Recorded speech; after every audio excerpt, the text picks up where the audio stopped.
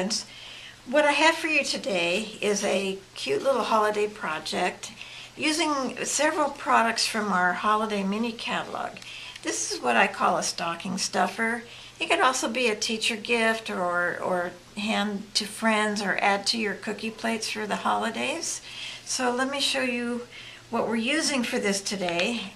As I said, a lot of it is from the Holiday Mini, and that's good until January 3rd, so you can still order from it. We're going to use these two stamp sets, Dear Santa, and we're using the Holly and Berry and the To and From that one. And, of course, the stitch stockings, so we have our stocking, and this is the image we're going to use. Now, all of the supplies are in the PDF that you can download at the end of the video. All right, let's get started. Your first step is to cut your Cherry Cobbler cardstock, and it's 3 inches by 8 1/4. And the score lines are, the measurements are in the PDF. So the first thing you want to do is cut it and score it. Then use a bone folder to crisp your edge, score lines so that you get a good fold. And then to make the pocket, I recommend that you use a little thin line of our Tombow adhesive, and I've put a white line here just to simulate that because I get messy. And then, before you do that though, you want to punch your hole, and you use the word window punch for that. And here's the trick on making the hole big enough for the candy. So you come over and you eyeball, the edge of the paper on one side, and you punch it. And then you move it over, slide it over just a little bit and punch it again. And then you have an opening that's big enough for the candy. So we're gonna put this together.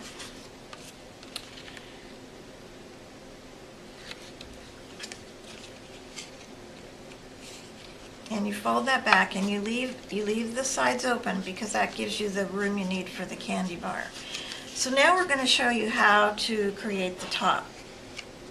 You have your designer paper and your white cardstock, and that gets adhered together.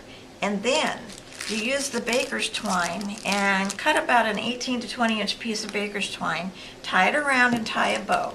And we're not going to take the time for that because I showed you what that looks like here. So now we're going to make the stocking. When you stamp on the white cardstock and you stamp that with your green stamp pad, your garden green stamp pad, then you need to punch it, and you use the stocking builder punch. And let me show you how that works. You flip it over and you hold on to it and open it. And my tip today is how to use these builder punches. I have a piece of white cardstock cut skinny just to show you, but I actually punched with our red glimmer paper to get the embellishment for the stocking. And with this type of punch, you always want to look at it from the back. So now you can punch that, and you're not wasting paper by punching the stocking at the same time. So the next thing is you've stamped your stocking and you want to punch it. So you slide in a little bit wider piece of paper on the stocking side, line up your image and punch it. And that's how simple it is, and it saves paper when you do it that way. When you're done, you fold it together, you lock it, and you're ready to store it. So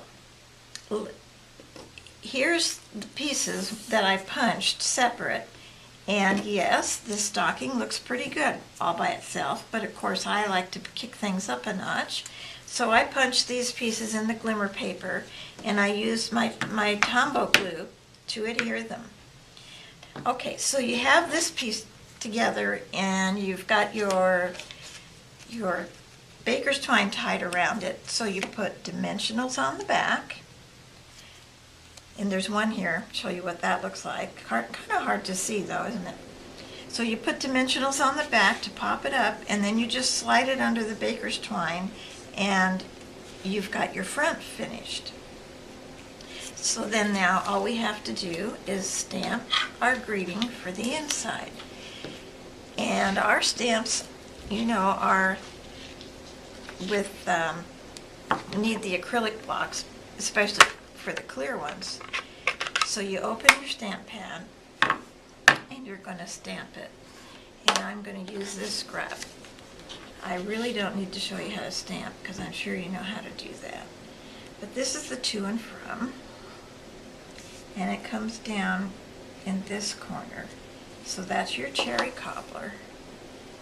And then for the holly and the leaf, we are going to use the markers because of the change in color. And I'm using the same block. So you take your garden green marker and you ink this up. And take your cherry cobbler and you ink the berries and you huff on it and you stamp it.